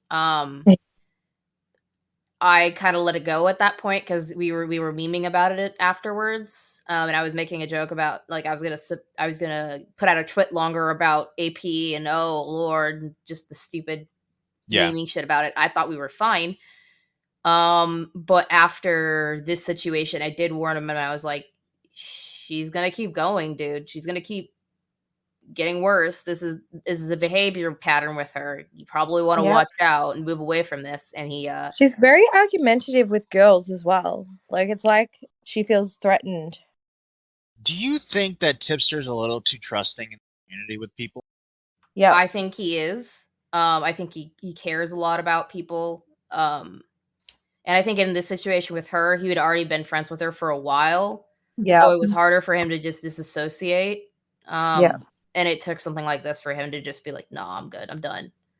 So now what's happened today is she insinuated that she had screenshots, right? When she was insinuating screenshots, did you guys know anything about this at all? Did Tipster talk about it or anything What of kind that of nature? screenshots? Well, Of what? The screenshots that were released today, Liana. Oh, sorry, I just woke up. I think it was a consensus between everybody that still moderates for Tipster's live chat and those of us who were talking with him at the time that we were aware it was a good possibility she's going to drop this stuff. We're going to drop all their DMs. The screenshots were dropped today, and a lot of them have to do with stuff where he would say like, "Hey, cute profile picture, looking hot, like a hot goth mommy, JK, LMAO." There was one specific one who's like, "Hey, your friend's cute," and then she was like, "She's 16." And he's like, "Oh," like stuff like that. There's Doc on the radio went over a lot of them. Tommy kind of went over it a bit, but not really. I'm sure after hours, Augie will go over it. So was this like, is this the thing that she was planning all along, or do you think that she was sitting on these screenshots for a while? Do you think this hinders Tipster at all? Does this hurt Tipster in your opinion, THS? I would say it's objectively cringy. I don't think that talking with most people like that in DMs, for the most part, especially if they're the opposite sex, is a smart idea. Right. Tipster and I have had back and forths that are generally not like that. So he doesn't do it with everybody. Yeah. But I don't think it is the most incriminating or damning thing about him. And I do agree that, yeah, probably cringy, but I wouldn't consider it creepy. Right. Because it's the difference between like where it was with Glitch, it was talking to random people you don't have a friendly relationship or a closer relationship with about that stuff. Whereas with Tipster and AP, they were friends for a while and they were talking in DMs for a while. They built up a relationship. So it's not as, creepy or anything like that as it would say somebody random, you're just randomly messaging because you think they're hot and you want to try to date them and get whatever that situation. Yeah, like there was no, like, I don't think, like, it depends. The line depends on his wife. If his wife thinks that's wrong, then it's wrong. But when it comes to the line that I see, I don't think he crossed it. Now she claims that she has something that's like compared to Chernobyl or something. She compared it to Chernobyl, and she said that she didn't release it or something because she doesn't want to. I don't know if she's lying or what, but at some point, she got within the inner circle and she's kind of shat on Tipster now and she's turned on Tipster and she's being friends with people that are completely against Tipster. That's so phony, though, isn't it? This seems to follow Tipster around quite a bit. It's like he's trying to get away from the commentary community, right? He's trying to do other content, right? But the drama seems to follow him around wherever he goes. What, in your opinion, what do you think he needs to do to just like stop? Do you think that circle needs to get smaller, THS? Do you think he needs to step away from all these people? Or what's your opinion on this? I've said my opinion about it before in previous stages with you guys where I said that I think if he wants to cut a clean cut, he does need to stop. I get he's friends with Nick and Augie and them, but if you really want to clean cut from that stuff, you need to completely clean cut it out, or else you're going to get dragged into things over and over again. I also think that it's smart for him to not engage. And he has a problem with doing that. And I told him he has a problem with doing that. He just engages in this stuff over and over again, even though he knows he shouldn't. It brings him more pain than it does any good. Yeah.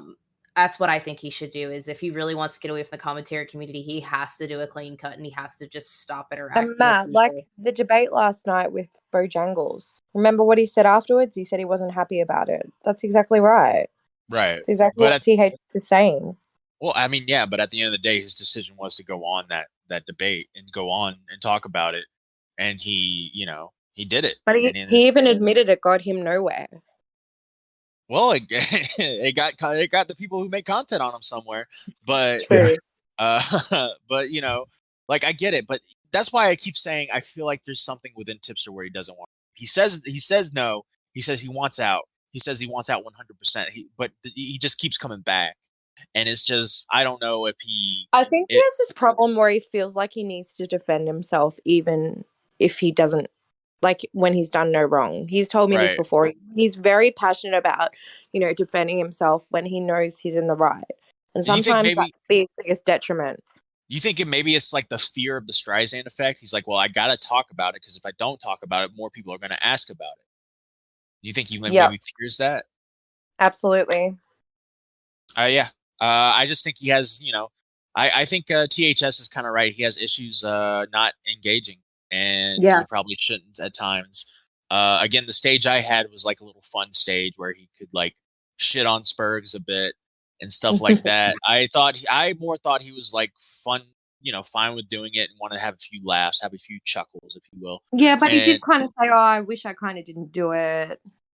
Yeah, but I mean, I don't know. I don't know what goes through Tipster's head at some points. I think it's just kind of just the way he is, man. And I feel like he was great for commentary. I think his confidence makes him question his decisions sometimes. Maybe that's it. Well, no, yeah. He was great with commentary. He was great for commentary. I think he moved the ball a lot in commentary. He got stuff going. He made content. And I think, guys like Augie, Nick, Tommy, me, all the other commentators, they kind of missed that. And they want him to come back and they want him to do content. And I guess he doesn't want to, but he keeps getting pulled back in. So at some point, it's either cut the cord or come back to the dark side. When it comes back to AP over 9K, is there anything anything I'm leaving out about AP over 9K that you guys want to go over? No, not really. Yeah. Do you think Tipster can come back from this? Do you think this hurts Tipster in any way? No. No. I think he's fine. He just needs to keep doing what he's doing and just not engage in the commentaries. I just laugh it off. I think it's hilarious. Yeah. Yeah, I think Tipster, I don't think it's as bad as what people kind of... Tommy had his points, and he didn't think it was that bad. I don't think it's that bad. I think it's dumb flirting that doesn't cross their line. I think you can joke with girls. I think even if you're in a relationship, you can have jokes with girls. If she had dropped pictures of like actual screenshots of like nudes exchange, then yeah, sure. But this is even if like maybe if there's screenshots of him talking about like, oh, nice rack, or oh yeah, I'd like to see them, stuff like that, sure, but I don't know, like to me it doesn't cross the line. No. And obviously people like Connor are gonna take it and be like, and are gonna shit on it, but I think Connor's thing is like it's more cringe than it is creepy. Yeah. You can make the argument that it's creepy, but at some point you're kind of stretching that argument out if you want to turn Tipster into a creep. There's a difference between being creepy and being a creep. You can say something creepy without being a creep. You could accidentally say something that crosses the line without meaning to. And I think there's a difference there. And I think at the end of the day, I think he was just joking with his female friends and he trusted the wrong person. AP over 9K is a walking, talking red flag. He should have stayed away from her. There's probably other people in his circle. I don't know who, but there's probably other people he needs to just disengage with and step away from. I'm sure there's other people. He's way too trusting. He's always friends with a lot of randos. Now, if you look at Tommy has his news team. And he pops into voice chats and he talks every now and then, but he's never been like completely friendly with people where like they felt free to DM him all the time or talk to him all the time. He doesn't engage like that. And I think Tipster needs to start taking notes on how to do with that.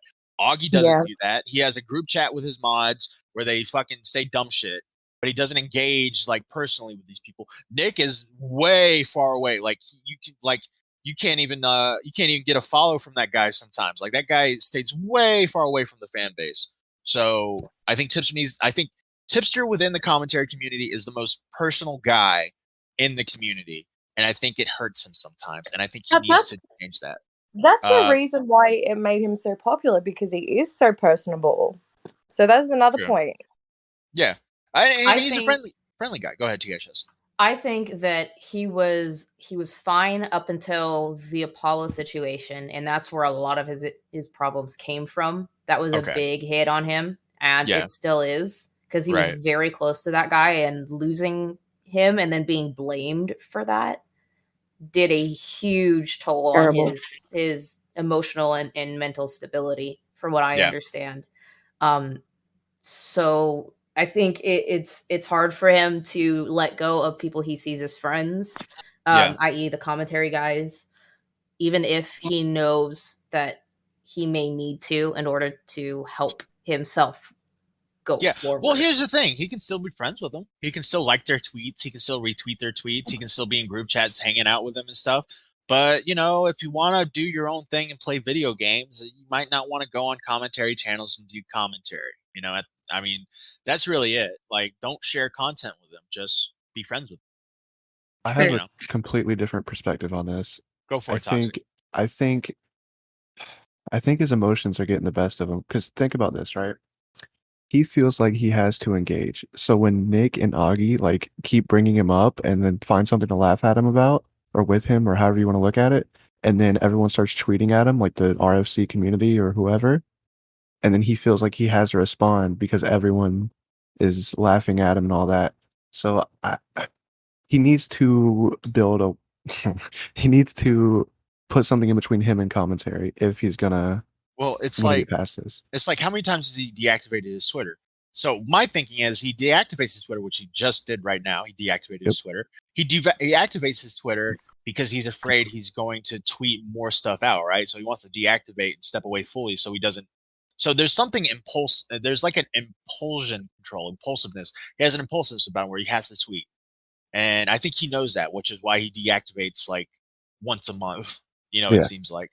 But THS, anything to end this with? My personal ending thoughts on this is Glitch, Triton, AP, that group, stop. It is not going to look good for you in the future with how you're going. Stop. Triton, stop letting people that are adults, grown-ass adults, manipulate you into doing stuff you probably shouldn't be doing or in getting involved with. Leave my name out your mouth. Go on with your life. Work, because you say you work now, and claim I don't, which is weird because I'm open about working and working full time. Do your thing. Leave the stuff alone for your own sake. Okay. Liana? Fuck those guys. Gotcha. Yeah. AP over 9K. Is she an agent of chaos? I think she's a very emotional woman who's got jealousy issues. Okay. Thanks, guys, for joining us. Really appreciate it. THS, Liana, for talking about this. And yeah, thank you so much, guys. Thanks. Bye. And that's it, ladies and gentlemen. Thank you for listening to Now Recording with the one-eyed Toxic Pitlup and me, Matt Pitt. I have one leg. Beavers. Shout out to Beavers, whose internet went to shit and he ran from Antros. Shout out for Antros to being a fucking genuine, like, chill guy. Very diplomatic in his stance, and he was very nice. Shout out to Jessica for conceding to a little bit, not a lot, but a little bit, and a little bit goes a long way. Y'all have a good one. Take it easy. That dirty brown bitch. Shut the fuck up.